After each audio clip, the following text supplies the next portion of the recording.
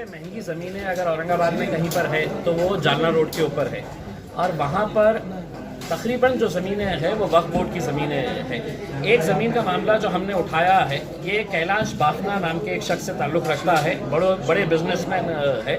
उन्होंने किसी तरह से इलीगल तरीके से मुतवल्ली से 99 ईयर्स के ऊपर लीज़ के ऊपर ले लिए वो जगह। उसके बाद जब उनको ये एहसास हुआ कि ये ज़मीन अब ये रोड के ऊपर ज़मीनों की कीमत आसमान चढ़कर बोल रही है, तो उन्होंने इस ज़मीन को बेचने का एक षड्यंत्र रचा, और उसको षड्यंत्र रचने के लिए उन्होंने औरंगाबाद के एक बड़े बिल्डर है जुगल किशोर तापड़िया साहब, उनका और संजय कासलीवाल नाम की एक कंपनी थी, तापड़िया एंड कासलीवाल एसोसिएट्स नाम की, इनके साथ इन्होंने डेवलपमेंट एग्रीमेंट किया। महानगर पालिका के अंदर फाइल सबमिट की और कहा कि हमको बिल्डिंग परमिशन है तो निकालना है, हम यहाँ पे शॉपिंग कॉम्प्लेक्स बना रहे। महानगर पालिका ने वक्फ बोर्ड से कहा कि हम इनको एनओसी दो करके। एनओसी जब नहीं मिली तो महानगर पालिका के लीगल एडवाइजर ने लिख दिया कि एनओसी की ज़रूरत नहीं, इसी लीज डीड को है तो हम एनओसी मानकर बिल्डिंग परमिशन दे दी गई। बड़ा भव्य एक शॉपिंग कॉम्प्लेक्स तैयार किया गया। इस दौरान जब संजय कासलीवाल साहब को ये पता चला कि ये मामले के अंदर अपन प्रॉब्लम में आ सकते हैं, वो कंपनी से बाहर हो गए, शुरुआत से ही वो बाहर हो गए, और उसकी जगह लाया किसको गया है तो राजू लेखराज तनवानी, जो ऑलरेडी एक मैटर के अंदर, ज़मीनों के मैटर के अंदर जेल जाके आ चुके हैं, तो उनको लाया गया। और उसके बाद फिर रजिस्ट्री ऑफिस के अंदर, लैंड रिकॉर्ड ऑफिस के अंदर, महानगर पालिका के अंदर किस तरह से साठगांठ किया गया। ये मामला लीगल है इलीगल है, ये कोर्ट के अंदर चल रहा था वक्फ ट्रिब्यूनल के अंदर। 2018 के अंदर वक्फ ट्रिब्यूनल ने ऑर्डर किया कि ये पूरा जो लीज डीड है ये शुरुआत से ये टोटल इलीगल है और गलत तरीके से किया गया है। बिल्डिंग परमिशन जो दिया गया है वो भी टोटली इलीगल है, और यहाँ तक ट्रिब्यूनल ने कहा कि आप ये जजमेंट की कॉपी रजिस्ट्री ऑफिस को दें, और रजिस्ट्री ऑफिस को ताकीद की जाए कि किसी भी तरह की कोई भी इस ज़मीन के ताल्लुक से कोई सेल डीड नहीं होनी चाहिए, कोई एग्रीमेंट नहीं साइन होना चाहिए करके। उसके बावजूद 2018 से लेकर 2020 तक धड़ाधड़ वहाँ पर रोज़ दुकानें बेची जा रही है, शॉपिंग कॉम्प्लेक्स, वहाँ पर बड़े बड़े धन्ना सेठों ने बड़ी बड़ी दुकानें खरीद ली है।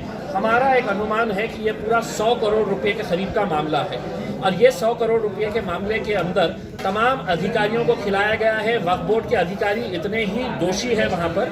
हमने ये मांग की है, मैंने खुद ने गृह मंत्री के पास जाकर है तो ये एक मेमोरेंडम दिया है, उनको बताया है, उन्होंने मुझे आश्वासन दिया है कि हम इसके ऊपर जल्द से जल्द कार्रवाई करेंगे, और अगर कार्रवाई नहीं होती है, इनके ऊपर FIR रजिस्टर नहीं होता है, तो मैं 26 तारीख के दिन औरंगाबाद के जिलाधिकारी दफ्तर के सामने अपने 1000 लोगों के साथ मैं वहाँ पर आमरण उपोषण के ऊपर, भूख हड़ताल के ऊपर मैं खुद बैठूंगा, और सरकार को ये बताऊंगा कि इस मामले के अंदर कोई समझौता नहीं होगा, इसके अंदर FIR रजिस्टर करना ही करना है, क्योंकि कानून का धज्जियां उड़ाई गई है इस पूरे मामले को लेकर। इस ताल्लुक से आपको बहुत सारा दबाव आया होगा,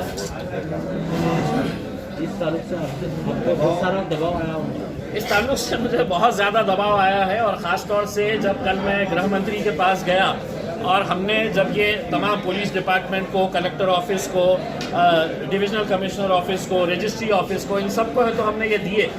कल रात से ही मेरे ऊपर बहुत दबाव, बड़े बड़े दिग्गज लोगों का प्रेशर आ रहा था कि ये मामले को हमने उठाना नहीं चाहिए। हैरानी की बात यह है कि जिस वक्फ बोर्ड की ज़मीन, अगर आप देखेंगे, अगर ये इसके ऊपर देखें कि कितना बड़ा कॉम्प्लेक्स है, ये ज़मीन जो है वो बेवाओं की है, यतीमों की है, गरीबों की है, और उसके ऊपर धन्ना सेठ मजा कर रहे हैं। और वक्फ बोर्ड को इसके बदले में क्या मिला है? इन्होंने तो 100 करोड़ रुपए कमा लिए, लेकिन आपको हैरानी होगी ये सुनकर कि वक्फ बोर्ड को इसके बदले में कितने पैसे मिले, तो महज 1.5 लाख रुपये, 1,50,000 रुपये दिए गए हैं, रिकॉर्ड के अंदर है।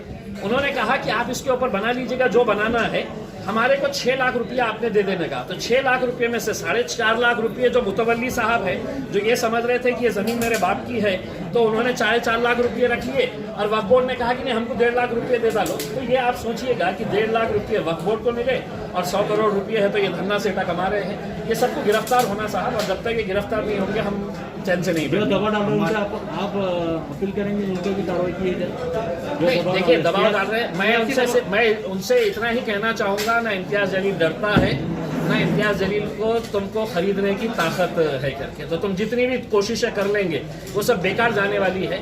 इस वजह से अब अपने आप को जेल जाने से कैसे बचाना है, इसके लिए अगर मेहनत करें तो ज़्यादा बेहतर रहेगा। मेरे ऊपर मेहनत मत करिएगा, क्योंकि मेरा तो मकसद यही है कि आपको जेल की सलाखों के पीछे भेजना है। संबंधित पुलिस स्टेशन को आपने पिटीशन दे चुके हैं? नहीं, संबंधित पुलिस स्टेशन को नहीं दिया, मैंने पुलिस कमिश्नर को दिया है।